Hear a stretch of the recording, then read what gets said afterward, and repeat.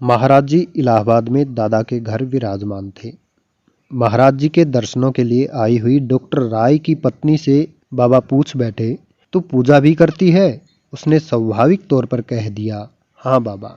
सीधा सा उत्तर था, कोई नई बात न थी। बहुतों के घर में होता है पूजा पाठ, परंतु महाराज जी को तो कोई और ही खेल खेलना था, भक्तों को कुछ समझाने के लिए। सो पुनः पूछ बैठे, किसकी पूजा करती है? कृष्ण भगवान की बाबा। कैसे हैं तेरे कृष्ण भगवान? लाकर हमें दिखाएगी? दादा के घर उपस्थित सभी लोग शायद मेरी तरह ही सोचते रह गए। उसके घर भी तो जाकर देख सकते थे बाबा जी। और वह संभ्रांत महिला दूसरे ही दिन निसंकोच अपने कृष्ण कन्हैया की बड़ी सी मूर्ति ले आई। मूर्ति को हाथों में लेकर महाराज जी ने बड़े ध्यान से देखकर उसकी बड़ी प्रशंसा की। सभी मंत्रमुग्ध इस लीला को देख रहे थे, पर किसी की समझ में यह नाटक उतर नहीं पा रहा था। सभी इसे महज एक खिलवाड़ समझ रहे थे उस महिला को प्रसन्न करने हेतु। पर अब असली लीला प्रारंभ हुई। पूछा, तो अपने भगवान को स्नान कराती है?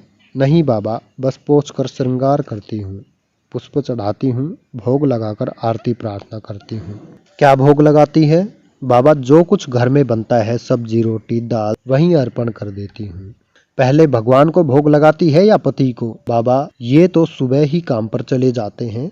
पहले उन्हें नाश्ता करा देती हूँ, फिर नहा धोकर प्रसाद बनाकर भगवान को भोग लगाती हूँ। इस पर बाबा जी कुछ इधर उधर भक्तों तथा उपस्थित महिलाओं पर दृष्टिपात करते हुए बोले, वाह, ये तो बड़ी अच्छी बात है। पति की सेवा पहले करनी चाहिए, फिर भगवान की। इतनी भूमिका तैयार कर महाराज जी इस लीला के असली और अंतिम मोड़ पर आ गए। कुछ झुककर बोले, बता, तेरा भगवान तेरे अर्पण किए भोग को खाता है? महिला इस प्रश्न के लिए तैयार ना थी। वह असमंजस में पड़ गई कि क्या उत्तर दूं।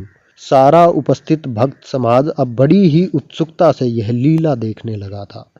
तभी वह महिला बोली, ये तो बाबा मैं नहीं जानती, मैं तो इसी भाव से भोग अर्पण करती हूँ कि कन्हैया खाता होगा।